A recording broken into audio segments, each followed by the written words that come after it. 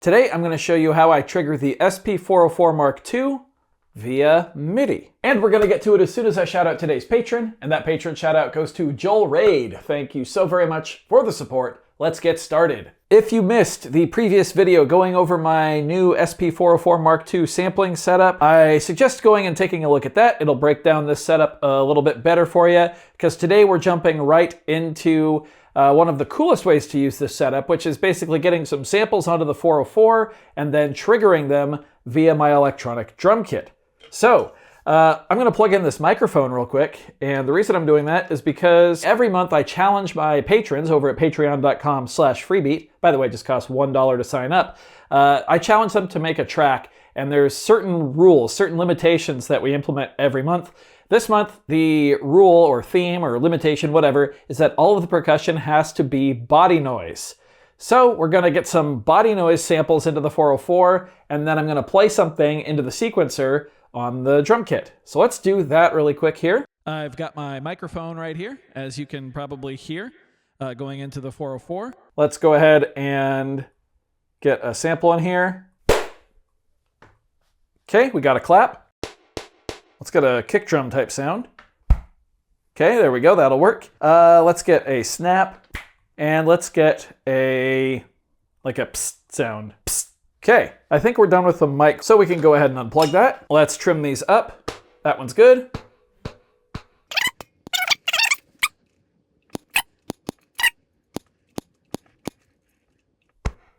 That's not the worst kick drum I've ever heard. Clap honestly sounds pretty all right to me. Yeah, I'm not a sound design expert, so I'm not exactly sure how to get the most oomph behind these.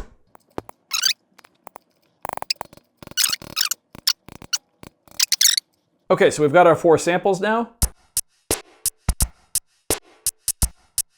Now what I need to do is go into my drum module and actually set the MIDI note numbers of one of these kits here. We'll take kit 79, sure.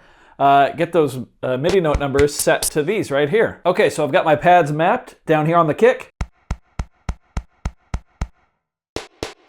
Snare, right there. On the floor tom, I've got that snap there on pad 3, and then closed hat, and then when I take my foot off the pedal, open hat.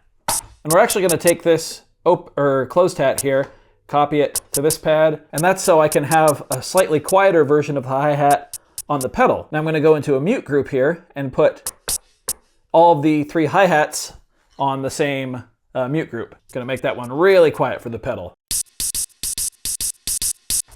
Cool. So now I think I'm ready to start jamming with these sounds. So I'm going to set the GoPro down. And the beauty of this is that even if I record into a pattern, I can still go into each individual sample and adjust things, how I see fit. So pick a pattern here. We're going to go 136 BPM. We're going to go real time. We're going to quantize 100%. And let's go for 8 bars. How about that? Yeah. 4/4 time. Yeah, that sounds good. I got the click in my headphones. You can't hear it, but I can. And here we go.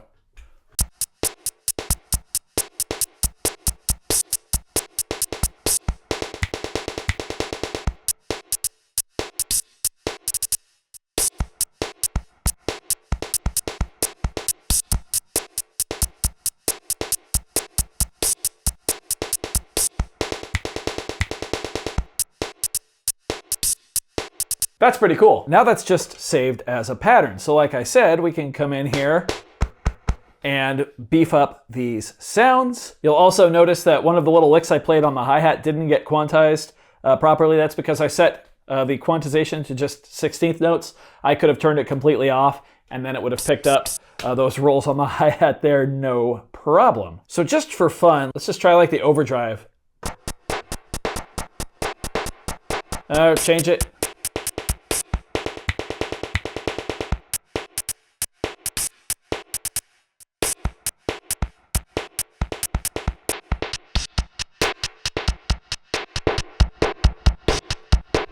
Saturator going there.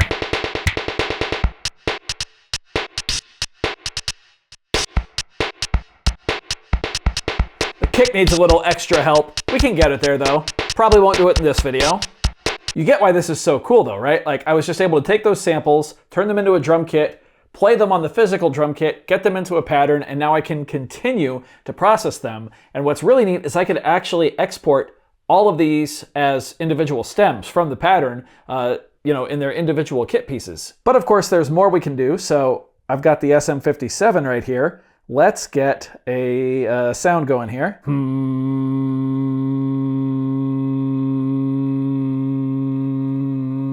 I think that was a C. Good enough, yeah. Okay, we've got that C note right there. Okay, let's give it a little bit of release on the envelope. Okay, a little bit of attack. Cool. Let's throw it into maybe the isolator.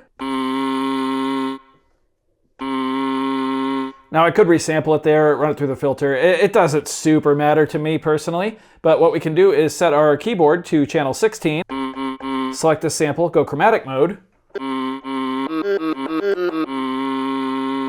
hit remain to go poly mode, and now we're just jamming. So now we can start our pattern.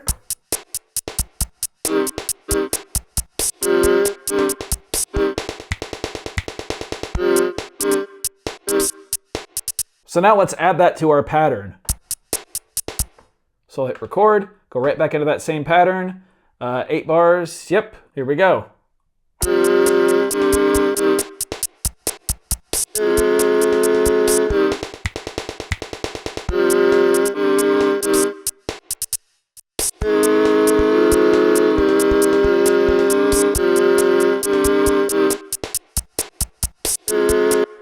And just like that, it's in there.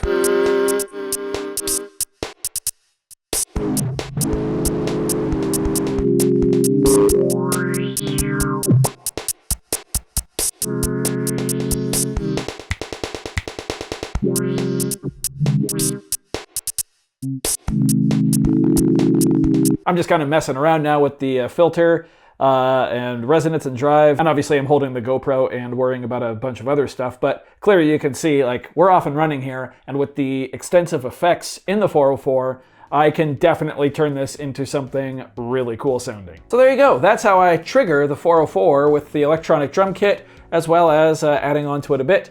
So I do hope you found this one informative or at least entertaining. If you did, be sure to leave a like on it. If not, you can always leave a dislike. That's okay too. Doesn't hurt my feelings, just makes me try that much harder next time. Either way, be sure to hit that subscribe button, ring that notification bell. Thank you so very much for being here. Thanks for watching. We'll see you next time. Bye.